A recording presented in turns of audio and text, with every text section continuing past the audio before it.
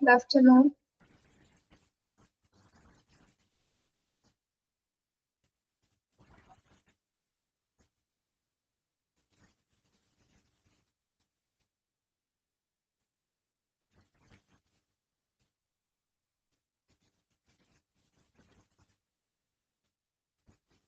Good afternoon.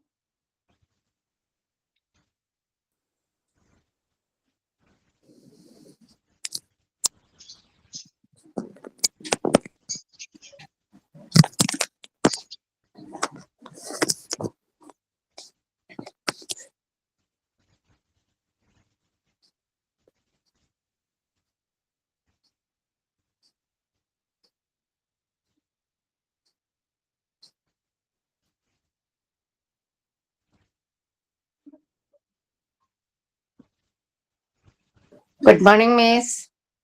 Good afternoon. Good afternoon. Good afternoon, Miss. Good afternoon. Miss.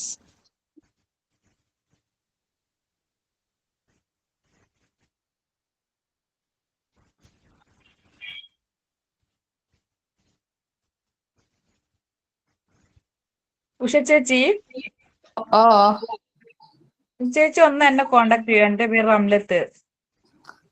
വാട്സപ്പില് ഞാനൊന്ന് എഴുതി വെക്കട്ടെ. ആ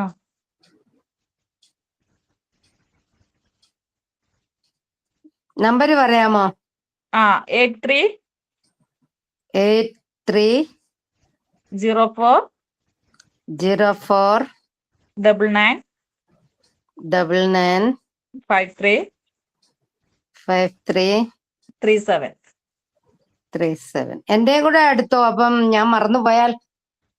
ഓക്കെ 1 മിനിറ്റ്. ആ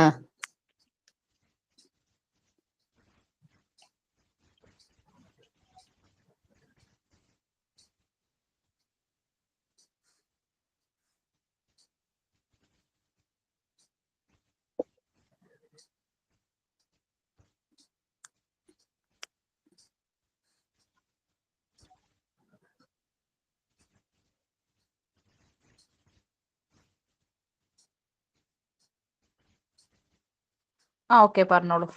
9862 9862 911 911 911. 911. Okay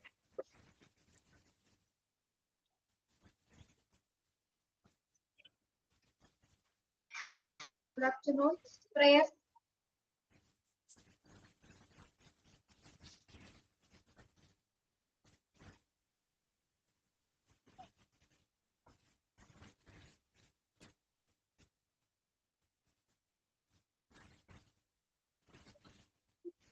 Prayer.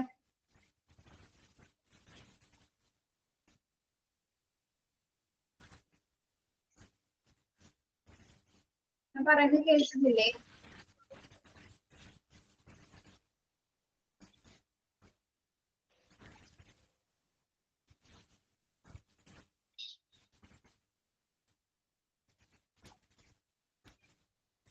യെസ്. പ്രേയർ ആരാണ് പാടുന്നത്?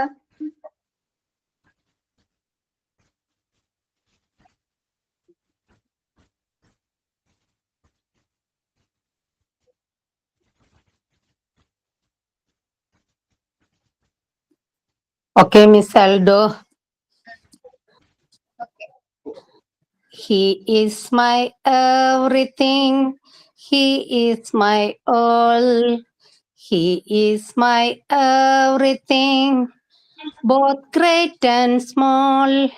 He gave his life for me, make everything new. He is my everything. Now about you, like honey in the rose, sweet honey in the rose, for it tastes like honey in the rose. Oh, taste and sing, the Lord is great, for it tastes like honey in the rose. Okay. Cannot sing. Yes, very nice. Okay, thought of today. Yes, ഞാൻ പറയാം. Accept your past without regret, handle your present with a confidence, and face your future without fear. Okay, yes. ഇപ്പൊ exam ആയതൊക്കെ അറിയാലോ. അതെ miss, ഇന്ന് എക്സാമിനൊന്ന് ഞങ്ങളെ സഹായിക്ക്. Exam ആണല്ലേ? എപ്പോഴാണ്? 7 തൊട്ട് 8 വരെ. അപ്പൊ ഇന്ന് നമുക്ക് എന്നാ എക്സാമിന്റെ കാര്യങ്ങൾ നോക്കിയാൽ മതി. ഇനി ഈ ഒരു ചാപ്റ്റർ, ഒരു കാര്യം പറയട്ടെ, നമ്മുടെ 7th ചാപ്റ്റർ കുറച്ച് പറഞ്ഞിരുന്നോ? എവിടെ വരെ പറഞ്ഞത് പറയോ? ഞാൻ ഓർക്കുന്നില്ല. Programs, developing values, community prayer complete പറഞ്ഞിട്ടെന്ന് തോന്നുന്നുണ്ട് അല്ലേ?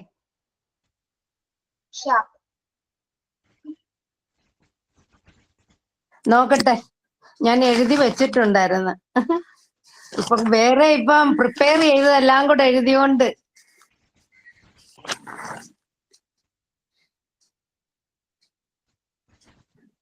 അറിയില്ല മിസ്, എല്ലാം കൂടെ മിക്സപ്പ് ആയിപ്പോയി. പ്രയർ മാത്രമേ പറഞ്ഞിട്ടുള്ളൂ. ഇത് ഒരു ക്ലാസ് പോലും വേണ്ട ഈ ചാപ്റ്റർ തീർക്കാനേ. അപ്പൊ നമുക്കത് നെക്സ്റ്റ് ക്ലാസ്സിൽ എക്സാം കഴിഞ്ഞിട്ടുള്ള ഒരു ക്ലാസ്സിൽ തീർക്കുക. ഇത് കൂടി മാത്രമേ ഉള്ളൂ. അതെ അതെ. അപ്പൊ അത് അടുത്ത ക്ലാസ്സിൽ തീർക്കുക കേട്ടോ. ഇപ്പൊ നമുക്ക് എക്സാമുമായി ബന്ധപ്പെട്ട കുറച്ച് കാര്യങ്ങൾ പറയാം. സമയം ഉണ്ടെങ്കിൽ അതിനനുസരിച്ച് തീർക്കാം. നിങ്ങൾക്ക് എന്തായാലും ക്ലാസ് ഇരിക്കാനുള്ള ഒരു മൂഡിലായിരിക്കില്ല. എക്സാമിന് മാക്സിമം എന്തൊക്കെ പറയുന്നതായിരിക്കും നല്ലത് അല്ലെ? അതെ അതെ മിസ്, ഞങ്ങളെ ടെൻഷനില്ല. അപ്പം പിന്നെ പഠിപ്പിച്ചാലും കേറില്ല. എന്തിനാണ് ടെൻഷൻ? എന്തോ ഒരു ടെൻഷൻ. ഞാൻ പറഞ്ഞിട്ടില്ലേ, ഞാൻ തന്ന മോക്ക് ടെസ്റ്റുകൾ, എന്റെ കാര്യം പറയുകയാണെങ്കിൽ ടീച്ചർ എടുക്കുന്ന മോക്ക് ടെസ്റ്റുകൾ നിങ്ങൾ പഠിക്കുക. ക്വസ്റ്റ്യൻസ് കുറെ തന്നിട്ടുണ്ട് അല്ലെ? ഓക്കെ, അതെല്ലാം ഞങ്ങൾ റെഫർ ചെയ്തു. എന്നാലും ഈ നമ്പറൊക്കെ കൺഫ്യൂഷൻ ആകുന്നു. ഏത് നമ്പറൊക്കെ? ഓരോന്നൊക്കെ എത്ര നമ്പരാന്നൊക്കെ പറഞ്ഞ് വരത്തില്ലേ? അല്ലെങ്കിൽ കുട്ടികളുടെ ചേഞ്ച്, സ്മൈലിങ് എപ്പോഴാ, അതെല്ലാം കൂടെ അങ്ങ് കൺഫ്യൂഷൻ ആകും. കുറെ ഏറെ പഠിച്ചു വെക്കും. അപ്പം തീർന്നു. കുട്ടികൾ എപ്പോഴാണ് സ്ട്രേഞ്ചർ ആക്സൈറ്റ്, കുട്ടികൾക്ക് എപ്പോഴാണ് തുടങ്ങുന്നത്, ഏത് മാസത്തിലാണ്, ഇതൊക്കെ വ്യക്തമായിട്ട് ആ ക്വസ്റ്റ്യനിൽ കൊടുത്തിട്ടുണ്ട്. ആ ക്വസ്റ്റ്യൻസ് നോക്കാം കേട്ടോ. സ്ട്രേഞ്ചർ ആക്സൈറ്റ് കുട്ടികൾക്ക് എപ്പോഴാണ്? 7 to 9 months. 7 to 9 months. ഒരു മിനിറ്റ്, ഞാൻ PDF ഒന്ന് എടുത്താട്ടെ.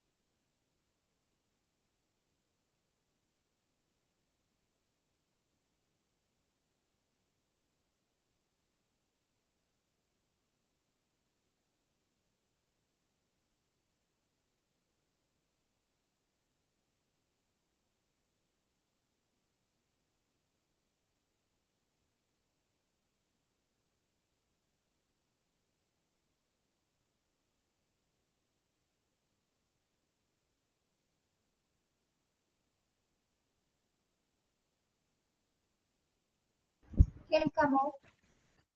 യെസ്, നമുക്ക് എഡ്യൂക്കേഷൻ കേൾക്കാം. സൈക്കോളജി ടീച്ചർ ഞാനല്ലേ എടുത്തത് നിങ്ങൾക്ക്? എഡ്യൂക്കേഷൻ സൈക്കോളജി അതെ മിസ്. യെസ് യെസ്, സൈക്കോളജി മിസ്സാ എടുത്ത്. അപ്പൊ എഡ്യൂക്കേഷൻ സൈക്കോളജിയുടെ അതിൽ തന്നിരിക്കുന്ന ക്വസ്റ്റ്യൻസുകൾ നോക്കാം കേട്ടോ. അതിന്റെ മോക്ക് ടെസ്റ്റ് ഞാനിപ്പോ പ്രധാനപ്പെട്ടത് പറയുന്നതാണ്, അപ്പൊ നിങ്ങളത് പഠിച്ചു നോക്കാം കേട്ടോ. പിന്നെ എഡ്യൂക്കേഷൻ സൈക്കോളജി ഏത് ബ്രാഞ്ചിന്റെ കീഴിലാണ് വരുന്നത്? Education psychology applied. Applied branch ആണ്. ഓർത്ത് വെക്ക്, ഇപ്പോഴേ അങ്ങനെ പഠിച്ചു വെക്കോളൂ കേട്ടോ. Okay, next father of education psychology ആരാണ്? EL EL തൊണ്ടേക്ക് ആണ് കേട്ടോ. EL തൊണ്ടേക്ക് ആണ്. പിന്നെ നമ്മൾ അതില് 5 കീ ഫാക്ടേഴ്സ് പഠിച്ചിട്ടുണ്ട്. എഡ്യൂക്കേഷൻ സൈക്കോളജിയുടെ നേച്ചർ 5 ഘടകങ്ങൾ ആരൊക്കെയായിരുന്നു അറിയാവോ? Teacher, the learner, the learning situation, learning process, the learning environment, the teacher. ഓർക്കുന്നുണ്ടോ?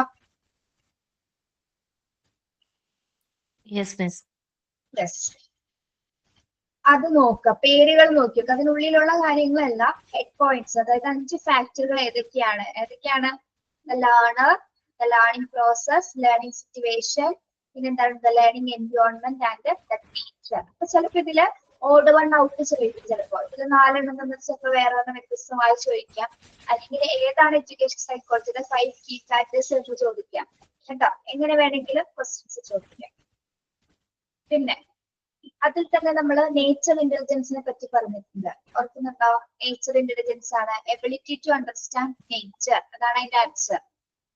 ഇത് നേച്ചറിനെ കുറിച്ചിട്ടുള്ള അറിവ് ആർക്ക് കഴിയുന്ന അധ്യാപകർക്ക് ഉണ്ടായിരിക്കണം. നേച്ചർ ഇന്റലിജൻസ് ഉണ്ടായിരിക്കണം. കേൾക്കുന്നുണ്ടോ പറയുന്നത്? ഉണ്ട് മിസ്സേ, അത് ക്വസ്റ്റ്യനിൽ നിന്ന് തന്നെ ചെയ്യാൻ പറ്റും. ചെയ്യാൻ പറ്റും. എളുപ്പമാണത്. പിന്നെ ഇൻഡിവിജ്വൽ ഡിഫറൻസസ് ടീച്ചറാണ് എടുത്തത് അല്ലെ? ഇൻഡിവിജ്വൽ ഡിഫറൻസസിൽ നമ്മള് എങ്ങനെയൊക്കെയാണ് ഇൻഡിവിജ്വൽ ഡിഫറൻസ് ഒരാളിൽ വരുന്നത്? കൾച്ചറലായിട്ട് ഇൻഡിവിജ്വൽസ് വരും, പിന്നെ ഫിസിയോളജിക്കലായിട്ട്, സൈക്കോളജിക്കലായിട്ട് ഒക്കെ എന്താണ് അത് ക്വസ്റ്റ്യൻസ് കാണുമ്പോൾ നിങ്ങൾക്ക് മനസ്സിലാവും. നിങ്ങൾ ആരും പേടിക്കേണ്ട. ഒരാൾക്ക് ടഫായ രീതിയിലായിരിക്കും എക്സാം. വായിച്ചാൽ മനസ്സിലാവുന്ന രീതിയിൽ തന്നെയായിരിക്കും ക്വസ്റ്റ്യൻസ് വരുന്നത് കേട്ടോ. ഓക്കെ, അപ്പൊ ചിലപ്പോ ചില ഇതിൽ എന്തായിരിക്കും ഓൾ ഓഫ് ദ അബോവ് എന്നായിരിക്കും ആൻസർ. അല്ലെങ്കിൽ ചിലപ്പോൾ ഇവയൊന്നും ഉണ്ടായിരിക്കില്ല, നൺ ഓഫ് ദ അബോവ് ആയിരിക്കും. ഏതെങ്കിലും ഒരെണ്ണം മാത്രമായിരിക്കും ആൻസർ. ഇൻഡിവിജ്വൽ ഡിഫറൻസസ് കണ്ടാൽ മനസ്സിലാവും. ക്വസ്റ്റ്യൻസ് എളുപ്പമായിരിക്കും അതിന്റെ.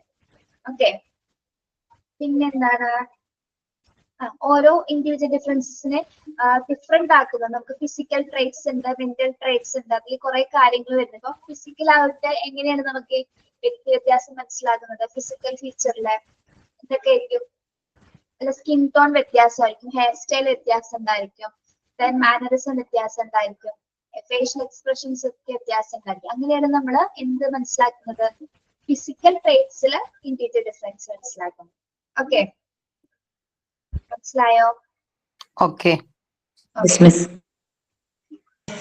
ഈ മറിയ മോണ്ടിസോറിയുടെ ആ ചാപ്റ്റർ ഇല്ലേ, അതിൽ നിന്ന് ക്വസ്റ്റ്യൻസ് വരാൻ സാധ്യതയുണ്ടോ? അത് ഇല്ലല്ലോ, ടീച്ചറല്ലേ എടുത്തത്? എനിക്കറിയില്ല. അത് അടുത്തതല്ലേ, അടുത്ത എക്സാമിലല്ലേ അത്? പാർട്ട് 1 and 2 മാത്രമേ വരുള്ളൂ. അടുത്ത എക്സാമിനാണ് പോഷൻ പറഞ്ഞെങ്കിലേ മോണ്ടിസോറിയെ കുറിച്ച് എന്തെങ്കിലും ചോദിക്കാൻ സാധ്യത ഉണ്ടായിരിക്കുമെന്ന് വെച്ചാൽ. ഇല്ല, ചോദിക്കില്ല. ഓക്കെ. അത് ആ പാർട്ട് എത്തുമ്പോൾ മാത്രമേ ചോദിക്കുള്ളൂ. ആ പാർട്ടിന്റെ എക്സാമിന് മാത്രമേ ആ ടേമിൽ മാത്രമേ ചോദിക്കുള്ളൂ. പാർട്ട് 1 ഹെൽത്ത് കെയറും ആ ഹെൽത്ത് ആൻഡ് ന്യൂട്രീഷൻ ഭാഗങ്ങളും ഇത് ചൈൽഡ് സൈക്കോളജിയാണ്. ഓക്കെ, പിന്നെ നമ്മള്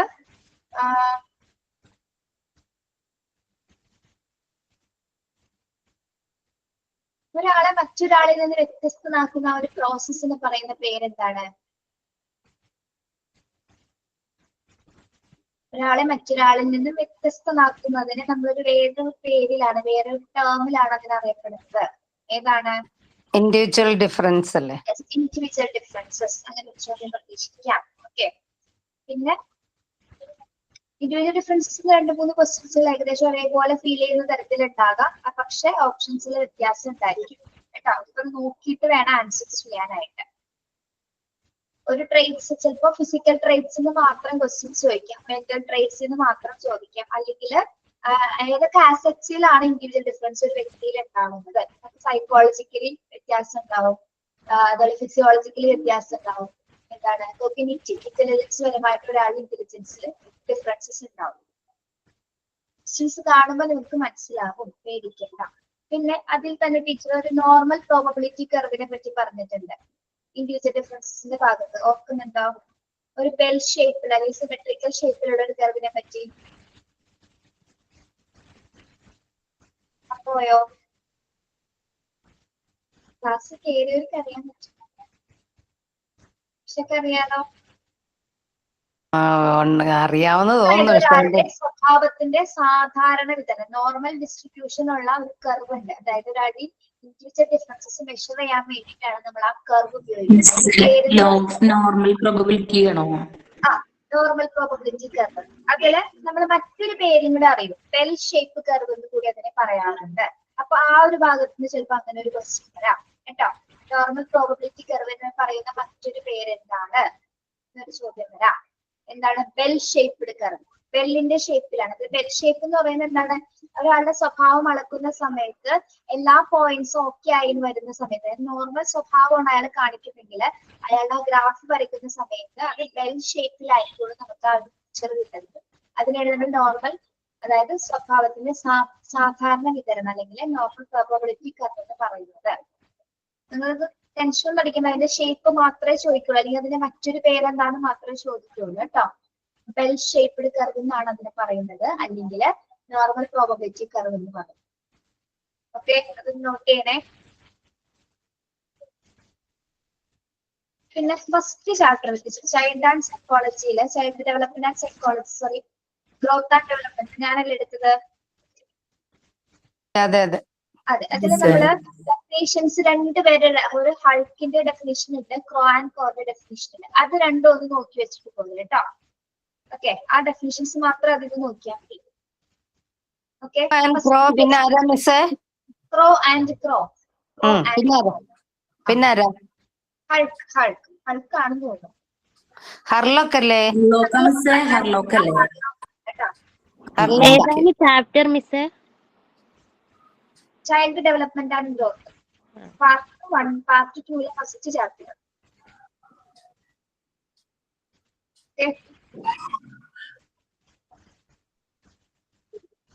ഡെഫിനേഷൻസ് നോക്കാതെ ആരൊക്കെ പറഞ്ഞതാണ് ഡെഫിനേഷൻ എന്ന് വായിച്ചു നോക്കാം കേട്ടോ.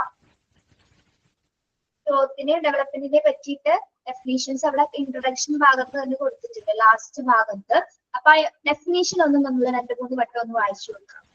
ഓക്കെ, ചിലപ്പോ ഏതെങ്കിലും ഡെഫിനിഷൻ തന്നിട്ട് അത് ആരാണ് കോയിൻ ചെയ്തതെന്ന് ചോദിക്കാം, അതിന്റെ ഫൗണ്ടർ ആരാണെന്ന് ചോദിച്ചു കഴിഞ്ഞാൽ നമുക്ക് അറിയാൻ പറ്റും. ഓക്കെ, പിന്നെ നമ്മൾ അതിൽ തന്നെ ക്രോമസോംസിനെ കുറിച്ച് പഠിച്ചിട്ടുണ്ട് അല്ലെ? ക്രോമസോംസ്, എത്ര ക്രോമസോംസ് ഉണ്ട് നമുക്ക്? 46. സെക്സ് ഡിറ്റർമൈൻ ചെയ്യുന്ന ക്രോമസോംസ് ഏതാണെന്ന് പഠിച്ചു വെക്കുക. സെക്സ് ഡിറ്റർമൈൻ ചെയ്യുന്ന ക്രോമസോം ഏതാണ്? വൈ. എക്സ് ആണ് ഫീമെയില്, എക്സ് വൈ ആണ് മെയിൽ. ഒരെണ്ണം വൈ ആയാൽ ഓക്കെ, അതൊക്കെ ഒന്ന് നോക്കണേ. പിന്നെ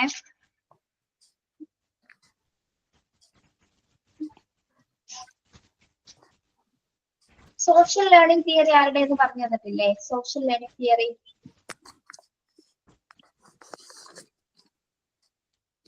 ആൽബർട്ട് ബന്ദൂര. ക്ലാസ് എടുത്തപ്പോ പറഞ്ഞിട്ടുണ്ട്, ക്വസ്റ്റിന് തന്നിട്ടുണ്ടെന്നാണ് എന്റെ ഒരു ഊഹം. സോഷ്യൽ ലേണിംഗിന്റെ ഫൗണ്ടർ ആരാണ്, അല്ലെങ്കിൽ ഫാദർ ആരാണെന്ന് ചോദിച്ചിട്ടുണ്ട്. ആരാണ്? ആൽബർട്ട് ബന്ദൂര. ആൽബർട്ട് ബന്ദൂര. നിങ്ങൾ ടെൻഷൻ അടിക്കേണ്ട, കയ്യിലുള്ള ക്വസ്റ്റ്യൻസ് ഒക്കെ തന്നെ പഠിച്ചാൽ മതി കേട്ടോ. ആരും പേടിക്കണ്ട, ഒരു പ്രശ്നം ഉണ്ടാവില്ല. ടെൻഷൻ അടിക്കാതെ എക്സാം എഴുതാം. പിന്നെന്താണ്? പിന്നെ നമ്മളുടെ സോഷ്യൽ ഇമോഷണൽ ഡെവലപ്മെന്റ്, ആ ഒരു ചാപ്റ്റർ എടുത്ത്, 3rd chapter social emotional development.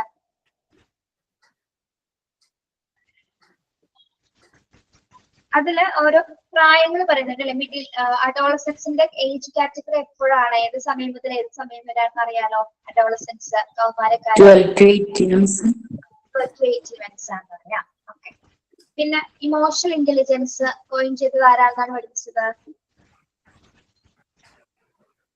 Emotional ഇന്റലിജൻസിന്റെ founder ആരാണ്? Daniel Goldman. അപ്പൊ തന്നെ ക്ലാസ് എടുക്കുമ്പോ പറഞ്ഞു തന്നു പോയിട്ടുണ്ട് കേട്ടോ. ക്വസ്റ്റ്യൻസ് കിടപ്പുണ്ട പഠിക്കുക. ഡാനിയൽ ഗോൾഡ്മാൻ ആണ് ഇതിന്റെ ഇമോഷണൽ ഇന്റലിജൻസിന്റെ പിതാവ് എന്ന് പറയുന്നത്. ഡാനിയൽ ഗോൾഡ്മാൻ ആണ്. ഓക്കെ. പിന്നെ കുട്ടികൾ ഫസ്റ്റ് സ്മൈൽ ചെയ്ത് തുടങ്ങുന്ന ടൈം, അതൊക്കെ ടീച്ചർ ക്വസ്റ്റ്യൻ തന്നിട്ടുണ്ട്. ഫസ്റ്റ് കുഞ്ഞുങ്ങളുടെ സ്മൈല്, കുഞ്ഞുങ്ങളുടെ ചിരി വരുന്നത് ഏതൊരു സമയത്താണ്? ഏത് മന്ത്സിലാണ്? 3 months ആണോ മിസ്സേ? 2 to 3 monthസിനുള്ളിലാണ് അല്ലെ? 2 to 3 monthസിലാണ് കുട്ടികള് അല്ലെ? നമ്മളൊക്കെ അറിയാം ഒരു, അപ്പൊ നമ്മുടെ കുട്ടികളൊന്ന് ആലോചിച്ചാൽ മതി. 90 അടുത്ത് വരുന്ന സമയത്താണ് അല്ലെ? അതാണ് ഒരു 3 മാസം എന്ന് പറയുമ്പോൾ. ആ ഒരു സമയത്താണ് കുട്ടികൾ ചിരിക്കാനൊക്കെ ആരംഭിച്ചെടുക്കുന്നത്. ആക്ടിവിറ്റീസ് ചിരിച്ചു തുടങ്ങുന്നത് അപ്പൊ ആ ഒരു സമയത്താണ്. ഓക്കെ. ചിലങ്ങള് അത് കുട്ടികളുടെ കാറ്റഗറി അനുസരിച്ചിട്ടായിരിക്കും. ഇപ്പൊ 2 വയസ്സ് 2 മാസം കഴിയുമ്പോൾ തന്നെ ചിരിക്കുന്ന കുട്ടികളുണ്ട്. എന്നാലും നമ്മൾ പറയുന്ന ആളുടെ ശരിക്കും ഏജ് എന്ന് പറയുന്നത് 2 മാസം മുതൽ 3 മാസം വരെയുള്ള ഒരു പീരീഡാണ് ഫസ്റ്റ് സ്മൈലിംഗ് തുടങ്ങുന്നത്. ഓക്കെ. പിന്നെ സ്ട്രേഞ്ചർ ആൻസൈറ്റി പറഞ്ഞല്ലേ? സ്ട്രേഞ്ചർ ആൻസൈറ്റി എപ്പോഴാണ്? 7 മാസം മുതൽ 7 to 9. 7 to 9 months. ഇനി നമ്മള് ഹെൽത്ത് കെയർ എന്ന ചാപ്റ്റർ വെച്ചെടുക്കുന്നത് ഫസ്റ്റ് അല്ലെ? നമ്മൾ ഫസ്റ്റ് തുടങ്ങിയ ഒരു ചാപ്റ്റർ ആണ് ഹെൽത്ത് കെയർ. പാർട്ട് 1 അല്ലെ? പാർട്ട് 1 അതില് നമ്മള് DPT എന്താണെന്ന് പഠിപ്പിച്ചിട്ടുണ്ട്. DPTയുടെ ഒക്കെ ക്വസ്റ്റ്യൻസ് തന്നിട്ടുണ്ടല്ലോ. DPT എക്സ്പാൻഷൻ എന്താണ്? Diphtheria, pertussis, tetanus. and tetanus. Yes. അതിന്റെ വാക്സിൻസിന്റെ ഒക്കെ ഷീറ്റില്, വാക്സിൻസിന്റെ ഷീറ്റ് അതൊന്ന് പഠിച്ചിട്ട് പോലെ കേട്ടോ. വാക്സിൻസിന്റെ ഷീറ്റില് ഒരു വാക്സിൻ അതൊന്ന് മെയിൻ ഒന്ന് പറയാമോ മിസ്സേ? ഞാൻ മെയിൻ തന്നെ പറഞ്ഞുകൊണ്ടിരിക്കണം. പിന്നെ അത് മാത്രം ഞാൻ പറഞ്ഞില്ല. അതിന് നിങ്ങളൊന്ന് പഠിക്കേ. ആ ഷീറ്റിലല്ല, അത് കുറച്ചല്ലേ ഉള്ളൂ, ഒരു പേജിലുള്ളൂ. കൺഫ്യൂഷനാ മിസ്സേ. ഒരു കൺഫ്യൂഷനും ഇല്ല, എളുപ്പമാണത്. പോളിയോ വാക്സിൻസിന്റെ ഡോസുകൾ പഠിക്കുക കേട്ടോ. പോളിയോ വാക്സിന്റെ ഡോസസ് പഠിക്കുക. എപ്പോഴൊക്കെയാണ് DPT ഡോസസുകൾ എടുക്കുന്നത്, എത്ര പ്രാവശ്യം അതൊക്കെ അതിൽ കൊടുത്തിട്ടുണ്ട്, അതൊന്ന് പഠിച്ചോളൂ. ഓക്കെ. പിന്നെ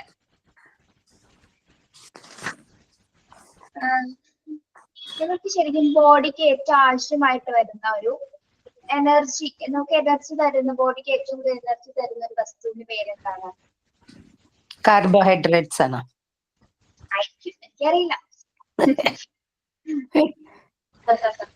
ആണ് അല്ലേ? യെസ്. ഇനി പിന്നെ കോമൺ ഡിസീസസ് എന്നൊരു ചാപ്റ്റർ അല്ലേ നിങ്ങളുടെ? ഉണ്ട്. അതിൽ നിന്ന് ഒരു ക്വസ്റ്റ്യൻ ഒക്കെ പ്രതീക്ഷിച്ചാൽ മതി കേട്ടോ. ഒറ്റ ക്വസ്റ്റ്യൻ ഉണ്ടാവുള്ളൂ, അത് എളുപ്പമായിരിക്കുള്ളൂ. ക്വസ്റ്റ്യൻ ആവുന്നേ ഉള്ളൂ, ഞാൻ പറയാം. ഒരു ഒറ്റ ക്വസ്റ്റ്യൻ ഉണ്ടായിരിക്കുള്ളൂ. ചിലപ്പോ കുട്ടികളെ സഫർ ചെയ്യുന്ന ഡിസീസസ് എന്തൊക്കെ ആയിരിക്കാം, അല്ലെങ്കിൽ ഡിസീസസ് വരാനുള്ള കാരണങ്ങൾ എന്തൊക്കെയാണ് മായി ബന്ധപ്പെട്ടായിരിക്കും കേട്ടോ. അതെനിക്ക് തോന്നുന്നു നിങ്ങൾക്ക് ഷെറീന മിസ് അല്ലേ ക്ലാസ് എടുത്തിട്ടത് ഫസ്റ്റ്? അതെ.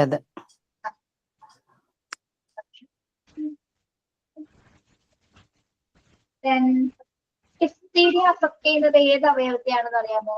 ഡിഫ്തീരിയ എന്റെ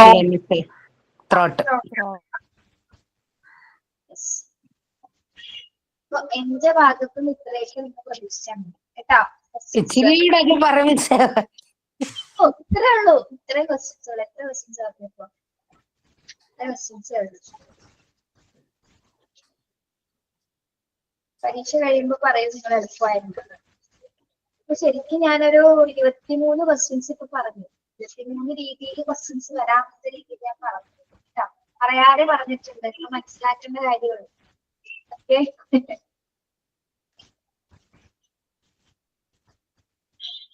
പിന്നെ നിങ്ങള് സൈക്കോളജി എടുത്തത് ആരാണ്? ആണോ? മിസ് തന്നെ സൈക്കോളജി എഡ്യൂക്കേഷൻ സൈക്കോളജി. ഓക്കെ.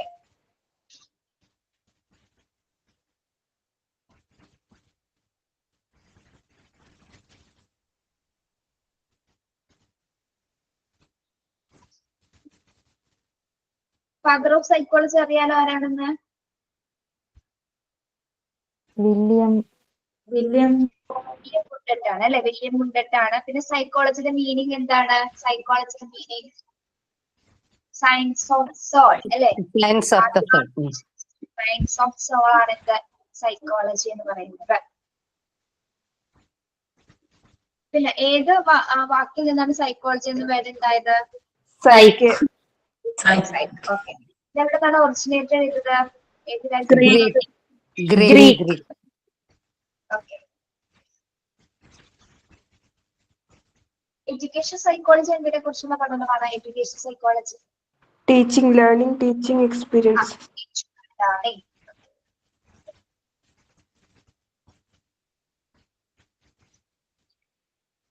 ചിലപ്പോ ചില ചാപ്റ്റേഴ്സിന് ചിലപ്പോ ക്വസ്റ്റ്യൻസ് ഉണ്ടായിരുന്നും വരില്ല കേട്ടോ. എല്ലാത്തിനും ക്വസ്റ്റ്യൻ ഇല്ല, ഉള്ളതുപോലെ ആയിരിക്കും കേട്ടോ.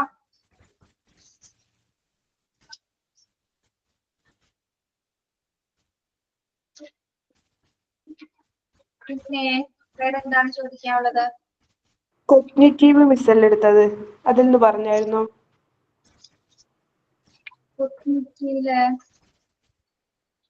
അത് ഇച്ചിരി ടഫാണ് മിസ്, അതൊന്ന് പറ. അതിൽ നിന്ന് കുറെ ക്വസ്റ്റ്യൻ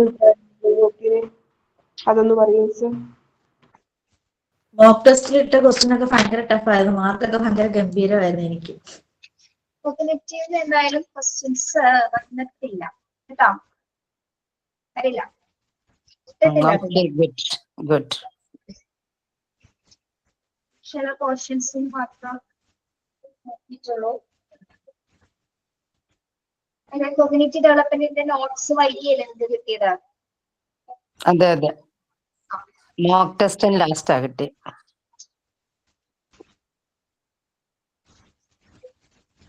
ഡിഫൻസ് മെക്കാനിസം ഒക്കെ അറിയാലോ എന്താണെന്ന്? Defence mechanism otherwise known as മറ്റൊരു പേരെന്താണ്?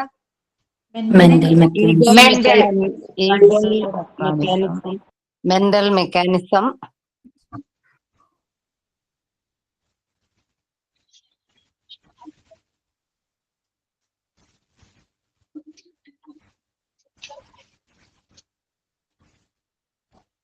Language development. അതിൽ നമ്മള്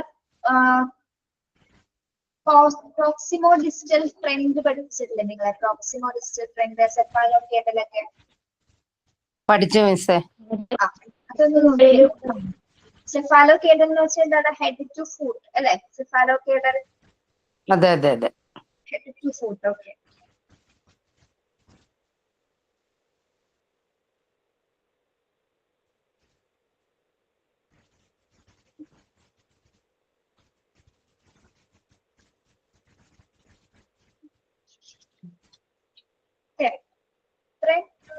ടൈമില് പ്രതീക്ഷ മതി ഈ ഒരു എക്സാമിൽ കേട്ടോ. നിങ്ങൾ പേടിക്കണ്ട, എളുപ്പമാണ് പരീക്ഷ.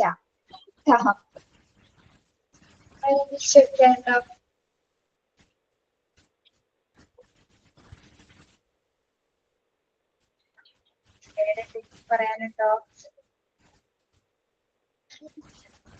ഏതെങ്കിലും ഭാഗം?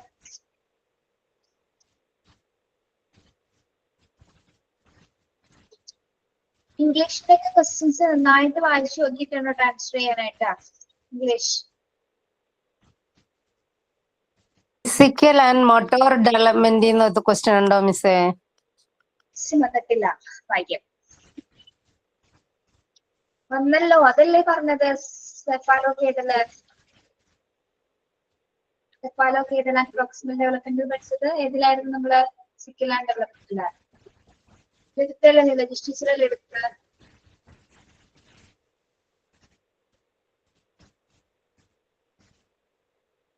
കൊറേ ഒരു കാര്യം മനസ്സിലായോ? പറഞ്ഞോ അക്ഷയ പറഞ്ഞോ. ഒന്നുമില്ല മിസ്. ഇന്നിപ്പോ ക്ലാസ്സിൽ 22 പേര്. ഇത്രയും പേരൊക്കെ എത്ര നാളത്തെ കാണുന്നതെന്നറിയോ? സ്ഥിരം കയറുന്ന കുറച്ച് 15-14 പേര് നമുക്കറിയാം. പരീക്ഷ ആയപ്പോ എല്ലാവർക്കും ആകെ ടെൻഷനായി അല്ലേ? എന്ത് ചെയ്യണം? അതെ മിസ്സേ ഞങ്ങളൊക്കെ എന്നുള്ളവര്. അതെ, എന്നിട്ട് ടെൻഷൻ കൂടുതലാണ്. സമയം കളയാതെ കയ്യിലുള്ള മോക്ക് ടെക്സ്റ്റുകൾ ഇരുന്ന് പഠിക്കുക. ക്വസ്റ്റ്യൻസുകള് തന്നെയും പിന്നെ റിവൈസ് ചെയ്ത് പഠിക്കണം. ഹറി പറയായിട്ട് ഇരുന്ന് പഠിക്കണ്ട. വളരെ ശാന്തമായിട്ട് സമാധാനമായിട്ട് ഇരുന്ന് പഠിച്ചാൽ മതി. നിങ്ങൾക്ക് ഞാൻ ഉറപ്പ് വരാൻ എക്സാം എളുപ്പമായിരിക്കുള്ളൂ. എന്റെ ഭാഗത്തുനിന്ന് ഞാൻ ഉറപ്പ് പറയാവുന്ന പോലെയൊക്കെ ഞാൻ പറഞ്ഞു തന്നിട്ടുണ്ട്. ഇങ്ങനെയായിരിക്കും. ഓക്കെ, ഏതൊക്കെ ചാപ്റ്ററിനാണ് മിസ്സേ എക്സാം ക്വസ്റ്റ്യൻ ഇല്ല എന്ന് പറഞ്ഞത്? ഫാദർ അറിയുന്നു. കോഗ്നിറ്റീവ് പഠിക്കാതിരിക്കേണ്ട കാര്യം പറഞ്ഞ കോഗ്നിറ്റീവിൽ തന്ന ക്വസ്റ്റ്യൻസ് നിങ്ങളൊന്ന് ജസ്റ്റ് ഒന്ന് വായിച്ചു നോക്കിയേക്ക് കേട്ടോ.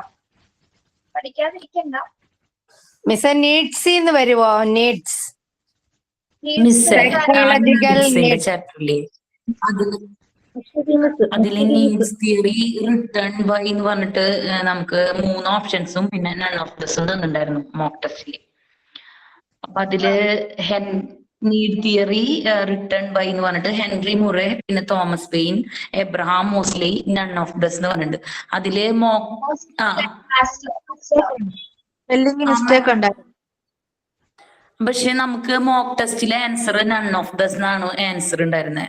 അപ്പൊ ശരിക്കും അതെന്താ ആൻസർ വരിക?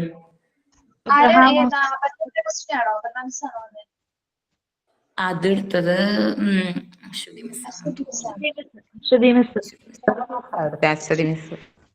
ക്വസ്റ്റ്യൻ കണ്ടാലും അറിയാൻ പറ്റുള്ള എന്താ ചോദിച്ചിരിക്കുന്നത്. ഇതാരാണ്? ഹൈറാർക്കി തിയറി മാസ്ലോവിന്റെ ആണ്. അബ്രഹാം മാസ്ലോവിന്റെ ആണ് ഹൈറാർക്കി തിയറി. അത് പഠിച്ചു വെക്കണം കേട്ടോ. അത് വേറെ ഉണ്ട് മിസ്സേ, അത് വേറെ ക്വസ്റ്റ്യൻ ഉണ്ട്. ഇത് നീഡ് കോൺസെപ്റ്റ് എന്ന് പറഞ്ഞിട്ടാണ് ക്വസ്റ്റ്യൻ. ഓക്കെ, മാസ്ലോണ് ആൻസർ കേട്ടോ. Spelling mistake. സ്പെല്ലിംഗ് ഒന്ന് പറയാമോ മിസ്സേ? Abraham Maslow, MASLOWS. പല രീതിയിലും പല സ്പെല്ലിങ്സ് വരുന്നുണ്ട്. Abraham Maslow. മാസ്ലോയുടെ തിയറി എന്നായിരിക്കും ചിലപ്പോൾ കാണുന്നത്. ചിലപ്പോൾ ഹൈറാർക്കി തിയറി എന്ന് വരില്ല, മാസ്ലോസ് തിയറി എന്നായിരിക്കും വരുന്നത് കേട്ടോ. പിന്നെ അതില് 5 നീഡ്സ് പറയുന്നുണ്ട് അല്ലെ നമ്മുടെ. ഏതൊക്കെയാണ് 5 needs? Psychological need, safety need. Psychological ആണോ? അല്ല, physiological. Safety needs, belongs needs, പിന്നെന്തോ ബേസ് ലെവൽ നീഡ്സ് ഏതാണ്? ബേസ് ലെവൽ നീഡ് ഏതാണ്? Base level need physiological. ഇതൊക്കെയാണ് എന്തിൽ വരുന്നത്? ഫിസിയോളജിക്കൽ നീഡ്സ് വരുന്നത്.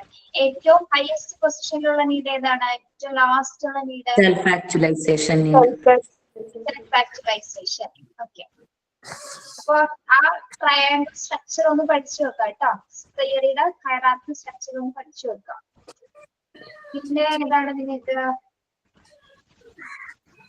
മെക്കാനിസത്തില് ഓരോ മെക്കാനിസംസും അറിയാലോ. 12 മെക്കാനിസംസ് പഠിക്കുന്നുണ്ട്. മിസ്, ഡിഫൻസ് മെക്കാനിസത്തിന്റെ ഫാദർ ആരാ? Sigmund Freud. ഓ, തന്നിട്ടില്ലേ അത്? സിഗ്മണ്ട് ഫ്രോയിഡ് ആണ് father of defence mechanism. Father of psychology William Wundt ആണ്. Emotional intelligence Daniel Goleman. Social learning Albert Bandura. Mister defence ഒന്നുകൂടി പറയുമോ? നോട്ട് ചെയ്തോ?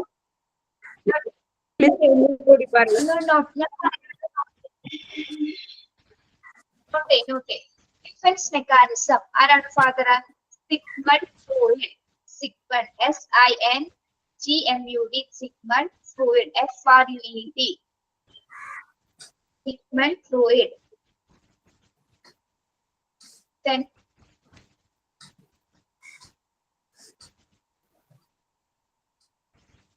നമ്മളെ കൊഗ്നിറ്റീവ് ഡെവലപ്മെന്റൽ തിയറിയില് 3 സ്റ്റേജസ് പഠിച്ചു ഓർക്കുന്നുണ്ടോ? കൊഗ്നിറ്റീവ് ഡെവലപ്മെന്റിലെ ഇനാക്റ്റീവ് സ്റ്റേജ്.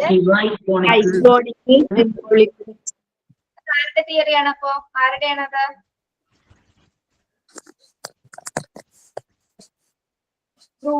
ബ്രൂണറിന് എഴുതി വെക്കാം കേട്ടോ.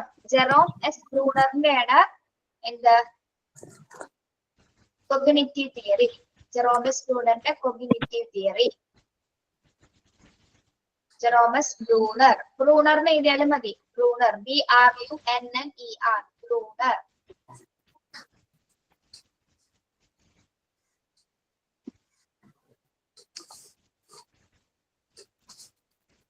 പിന്നെ ഇമോഷണൽ ഇന്റലിജൻസ്. ആരാണ് emotional intelligence? Daniel Goleman. Daniel Goleman.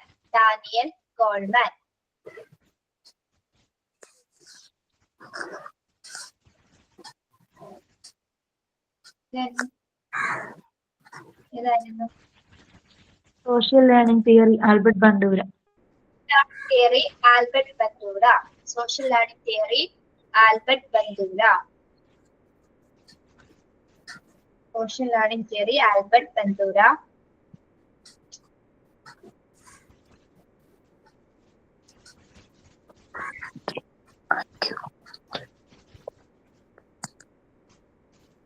പിന്നെ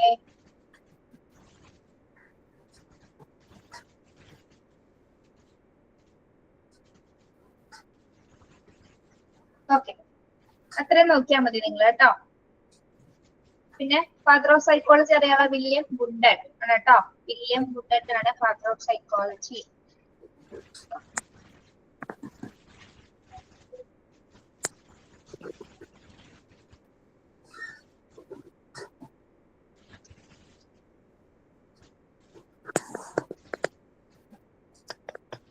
നോട്ട് ചെയ്തോ? ചെയ്തു മിസ്സേ. ഏകദേശം എങ്ങനെയൊക്കെയാണ് ക്വസ്റ്റ്യൻ വരുന്നതെന്നുള്ളത് മനസ്സിലായോ? ക്വസ്റ്റ്യൻ കാണുമ്പോൾ മനസ്സിലാവും. ഓഫീസർ പറഞ്ഞത് ശരിയാണെന്ന് മനസ്സിലാവും കേട്ടോ. പക്ഷെ പഠിച്ചിട്ടുണ്ടായിരിക്കണം കേട്ടോ. പിന്നെ പറയാം, ക്വസ്റ്റ്യൻ ഇപ്പൊ സ്ട്രക്ചർ ഒക്കെ അറിയാലോ. നമ്മള് ഒരു ലിങ്ക് വരുന്ന സമയത്തിന് അതിന്റെ കാര്യങ്ങൾ പറയാം. ലിങ്ക് വരും നിങ്ങൾക്ക് എക്സാമിന്റെ ആ സമയത്ത് അതിന് മുന്നായിട്ട് ചെയ്യേണ്ട കുറച്ച് കാര്യങ്ങൾ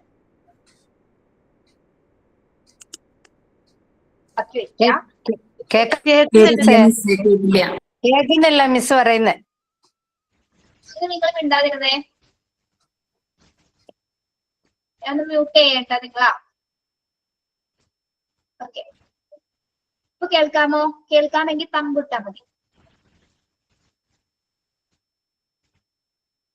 ഓക്കെ, ഇപ്പൊ ഫസ്റ്റ് എക്സാമിന് മുമ്പായിട്ട് തന്നെ ഫോണിലാണ് കാണുന്നവരെ ഫോൺ ഫുൾ ചാർജിൽ വെക്കുക.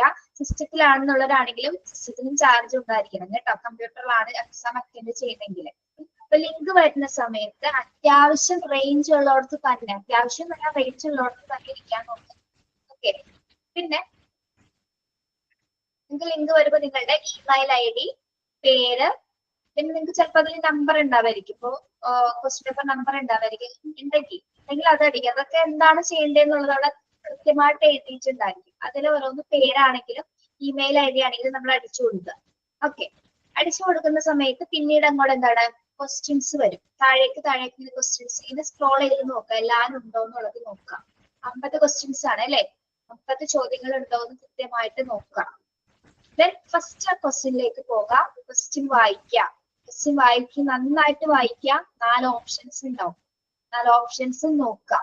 ഓപ്ഷൻസ് നോക്കിയിട്ട് നിങ്ങൾക്ക് ഉറപ്പ് വരുന്ന ഒരു ആൻസർ നിങ്ങൾ കറക്റ്റ് ആയിട്ട് അതിൽ ക്ലിക്ക് ചെയ്യാം. ഓക്കെ, അതിനുശേഷം അടുത്ത ക്വസ്റ്റ്യൻസിലേക്ക് പോകാം. അത് വായിക്കാം, ഓപ്ഷൻസ് നോക്കുക, ക്ലിക്ക് ചെയ്യാം. അങ്ങനെ പോയി ലാസ്റ്റ് ഒരു ബട്ടൺ ഉണ്ട്. നമുക്ക് സബ്മിറ്റ് എന്ന് പറഞ്ഞൊരു ബട്ടൺ ഉണ്ടാവും. എക്സാമിന് ലാസ്റ്റ് സബ്മിറ്റ് ബട്ടൺ, SUMPIT എന്ന് പറഞ്ഞൊരു ബട്ടൺ ഉണ്ടാവും. അത് ക്ലിക്ക് ചെയ്യുന്നതിന് മുമ്പായിട്ട് ഒന്നും കൂടി പോയി ക്വസ്റ്റ്യൻസ് ഒക്കെ കറക്റ്റ് ആയിട്ട് ചെയ്തിട്ടുണ്ടോ, എഴുതിയിട്ടുണ്ടോ, അല്ല ക്ലിക്ക് ചെയ്തിട്ടുണ്ടോ എന്ന് ചെക്ക് ചെയ്യാം. ഏതെങ്കിലും ഓപ്ഷൻസ് ക്ലിക്ക് ചെയ്തിട്ടില്ല, അല്ലെങ്കിൽ മാറ്റി കൊടുക്കണമെന്നാണ് തോന്നുന്നതെങ്കിൽ അപ്പോൾ തന്നെ അത് ക്ലിക്ക് ചെയ്താൽ മാറും. Okay, yes. അതിനുശേഷം മാത്രമായിരിക്കണം എന്ത് കൊടുക്കേണ്ടത്, സബ്മിറ്റ് കൊടുക്കേണ്ടത്. നിങ്ങളൊന്ന് എഴുതിയതൊക്കെ ഒന്ന് ചെക്ക് ക്ലിക്ക് ചെയ്തതൊക്കെ ഒന്ന് ചെക്ക് ചെയ്ത് നോക്കാം. അതിനുശേഷം മാത്രം സബ്മിറ്റ് ബട്ടൺ ക്ലിക്ക് ചെയ്യാം. അപ്പൊ എന്താണ് സബ്മിഷൻ ആയി. ഓക്കെ, യെസ്, അത്രയേ ഉള്ളൂ എക്സാമിന്റെ കാര്യങ്ങൾ. പിന്നെ വളരെ എന്താണ് ഞാൻ പറഞ്ഞ കാര്യങ്ങൾ ശ്രദ്ധിക്കുക. മാക്സിമം സ്പീഡിലായിട്ടൊന്നും നിങ്ങൾ ടെൻഷൻ അടിച്ച് എക്സാം ഒന്നും എഴുതേണ്ട ആവശ്യമില്ല. സമയം എടുത്ത് പതിയെ പറയാം. 1 മണിക്കൂർ സമയമുണ്ട്, പക്ഷെ 1 മണിക്കൂർ ഫുള്ള് തീർക്കാനായിട്ട് ഇരിക്കരുത്. അത്യാവശ്യം ഒരു 15-50 മിനിറ്റ്സിന് മുമ്പിലെങ്കിലും നിങ്ങളുടെ എക്സാം കഴിയാനുള്ള രീതിയിൽ നിങ്ങൾ അറ്റൻഡ് ചെയ്യാൻ നോക്കുക കേട്ടോ. ഓക്കെ, 10 മിനിറ്റിന് മുമ്പിലെങ്കിലും എക്സാം കഴിഞ്ഞ് കറക്റ്റ് ആയിട്ട് ഒന്നുകൂടി നോക്കാനൊരു സമയം വേണം. അപ്പൊ വളരെ റിലാക്സ് ആയിട്ട് ടെൻഷൻ ഒന്നും എടുക്കാതെ പഠിച്ച ഭാഗങ്ങളൊക്കെ ഓർത്തുകൊണ്ട് എക്സാമിന് കയറാം. നന്നായിട്ട് പ്രാർത്ഥിക്കാം, നന്നായിട്ട് എഴുതാൻ പറ്റട്ടെ. പിന്നെന്താണ് ആ ഒരു സിറ്റുവേഷൻ, എക്സാം എഴുതേണ്ട സിറ്റുവേഷൻ നിങ്ങളാണ് ക്രിയേറ്റ് ചെയ്യേണ്ടത്. അധികം ബഹളങ്ങളൊന്നും ഇല്ലാത്തൊരു സ്ഥലം നോക്കി മാറി ഇരുന്നത് നിങ്ങളുടെ സൗകര്യം അനുസരിച്ച് നിങ്ങളത് ക്രിയേറ്റ് ചെയ്തോണം കേട്ടോ. പിന്നെന്താണ് വേറെ എന്തെങ്കിലും എക്സാമുമായി ബന്ധപ്പെട്ട് ചോദിക്കാനുണ്ടോ?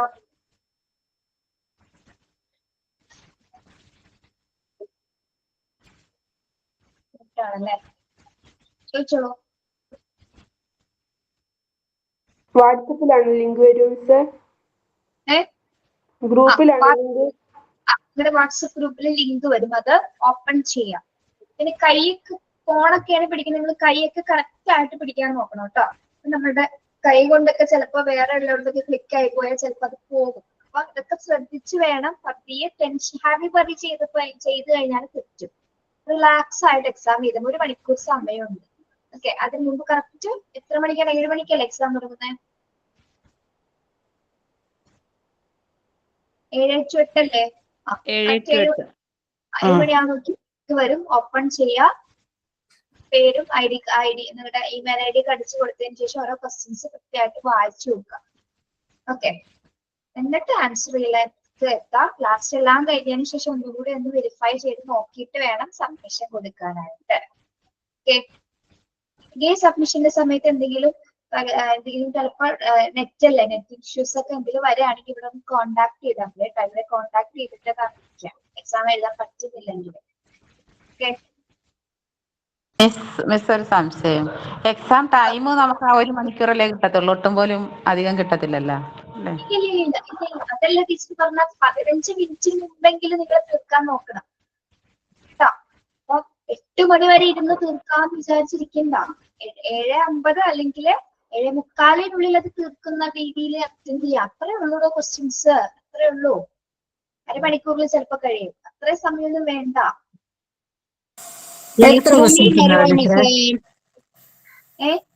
ക്ലാസ് റൂമിലും ലിങ്ക് വരുവോ? ക്ലാസ് റൂമിൽ ലിങ്ക് വരും, അതിൽ ഓപ്പൺ ചെയ്യാം കേട്ടോ. എത്ര ക്വസ്റ്റ്യൻ ഉണ്ടാവും? 50 ക്വസ്റ്റ്യൻസ്. ഇവിടെ പാർട്ട് 1ഉം 2ഉം ഉണ്ടാവും, പ്ലസ് ഇംഗ്ലീഷ് ക്വസ്റ്റ്യൻസ് ഉണ്ടാവും കേട്ടോ. എനിക്കറിയില്ല എളുപ്പമായിരിക്കുമോ, ടീച്ചർ പറഞ്ഞു തന്നിട്ടുണ്ടാവില്ല എങ്ങനെയായിരുന്നു അല്ലേ? ഇനി എന്താ വേണ്ടത്? ധൈര്യമായിട്ട് പോയി എക്സാം എഴുതാം. എക്സാം കഴിഞ്ഞിട്ട് കാണാം കേട്ടോ. വേറെ എന്തെങ്കിലും ചോദിക്കാനുണ്ടോ? അപ്പൊ ക്ലാസ് കഴിയുമ്പോൾ ഉള്ള സമയം കളയാതെ ഇതിന് പഠിച്ചോളൂ, മോക്ക് ടെസ്റ്റിൽ പഠിച്ചോളൂ. ആരും ഒരു ടെൻഷൻ അടിച്ച് എഴുതരുത് കേട്ടോ. അതിന്റെ ആവശ്യമേ ഇല്ല. ടെൻഷൻ എടുത്തിട്ട് എന്ത് കാര്യമുണ്ട്? നമ്മുടെ കുറെ സമയം വേസ്റ്റ് ആവും. അല്ലാതെ ഒന്നും സംഭവിക്കാൻ പോകുന്നില്ല. അറിയാവുന്നത് പോലെ പഠിക്കുക, അറിയാവുന്ന ചോദ്യങ്ങൾക്ക് ആൻസർ ചെയ്യുക, മാക്സിമം ആൻസർ ചെയ്യാൻ നോക്കുക കേട്ടോ. ഓക്കെ, ചിരിച്ച് ധൈര്യമായിട്ട് ഇരിക്കുക കേട്ടോ. ആദ്യമായിട്ടാണ് പരീക്ഷ എഴുതുന്നത് അതല്ലോ? ഓൺലൈൻ ചിലപ്പോ ആദ്യമായിട്ടായിരിക്കും അല്ലേ? ആണോ? ഒരു പേടിയില്ല, ഒരു പേടിക്കേ വേണ്ട. നിങ്ങൾ ധൈര്യമായിട്ട്, ഇത്രയും കോൺഫിഡൻസ് ഞാൻ തന്നില്ല, എനിക്ക് എന്തിനാ പേടിക്കണേ? ഒന്നും പേടിക്കണ്ട, ധൈര്യമായിട്ട് പരീക്ഷ എഴുതിയോ. തന്ന മോക്ക് ടെസ്റ്റുകൾ നന്നായിട്ട് പഠിച്ച് നല്ല കുട്ടികളായിട്ട് എഴുതും, നല്ല ടീച്ചർമാരായിട്ട് പാസ്സാവണ്ടേ നമുക്ക്? മോക്ക് ടെസ്റ്റ് പോലെ മാർക്സ് അപ്പൊ തന്നെ കാണുമോ? മോക്ക് ടെസ്റ്റ് പോലെ മാർക്ക് അപ്പൊ തന്നെ കിട്ടുമോ? മാർക്ക് ഷീറ്റ് ആൻസർക്ക് അപ്പൊ തന്നെ ഇടില്ലായിരിക്കും, ചിലപ്പോൾ കഴിഞ്ഞിട്ടായിരിക്കും ഇടുന്നത് കേട്ടോ. ഓക്കെ, മോക്ക് ടെസ്റ്റ് അപ്പൊ തന്നെ ആൻസർ വരും അല്ലേ?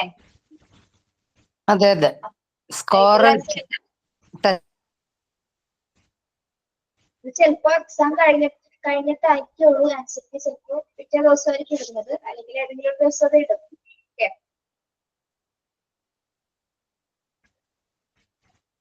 ഈ ഒരു എക്സാം കഴിയുമ്പോൾ തന്നെ നിങ്ങളുടെ ടെൻഷൻ മാറും. അടുത്ത പാർട്ട് ബാക്കിയുള്ള പാർട്ട്സ് എഴുതുമ്പോൾ നിങ്ങൾക്ക് മനസ്സിലാവും എങ്ങനെയായിരിക്കും എന്നുള്ളത്. അപ്പൊ നിങ്ങൾക്ക് മോക്ക് ടെസ്റ്റ് കാണുന്ന ക്വസ്റ്റ്യൻസ് ഇല്ലേ, അതേപോലെ തന്നെയായിരിക്കുള്ളൂ പരീക്ഷയ്ക്കും വരുന്നത്. അതേപോലെ അതേ ലിക്കില് അതേ ഭാവത്തില് അങ്ങനെ തന്നെ അതേ അപ്പിയറൻസിൽ തന്നെ ആയിരിക്കും ക്വസ്റ്റ്യൻസ് വരുന്നത് കേട്ടോ. ഇത്രയും പേടിയുണ്ടായിരുന്നു എനിക്കറിയാൻ പാടില്ലായിരുന്നു നിങ്ങൾക്ക്. എന്തിനാണ്? ഒന്നുമില്ല. ഗീത എക്സാം അറ്റൻഡ് ചെയ്യോ? ഗീത ചെയ്യായിരിക്കും അല്ലെ? എക്സാം ചെയ്യുമായിരിക്കും. ഇപ്പൊ ക്ലാസ്സിൽ പോകുന്നുള്ളോണ്ടാ ആയിരിക്കും ഇന്ന് കേറാഞ്ഞ്. വേറെ ഒന്നുമില്ല, ഉള്ള സമയം കളയാതെ നിങ്ങളിരുന്ന് പഠിച്ചു തുടങ്ങിക്കോളൂ കേട്ടോ. വേറൊന്നും പറയാനെങ്കിൽ നമുക്ക് മൈൻഡപ്പ് ചെയ്യാം. Okay, thank you so much. Okay, അപ്പൊ നന്നായിട്ട് എല്ലാവരും പരീക്ഷ എഴുതാൻ നമുക്ക് പ്രാർത്ഥിക്കാം. Very all the best. Thank you miss. Thank you miss. Thank you miss. പറഞ്ഞത് മറന്നു പോരുത്, നമ്മുടെ ഫസ്റ്റ് ചാപ്റ്റർ ഹെൽത്ത് കെയർ എന്ന ചാപ്റ്ററിലെ ആ വാക്സിനേഷന്റെ ചാപ്റ്റർ നോക്കണം കേട്ടോ. Okay miss.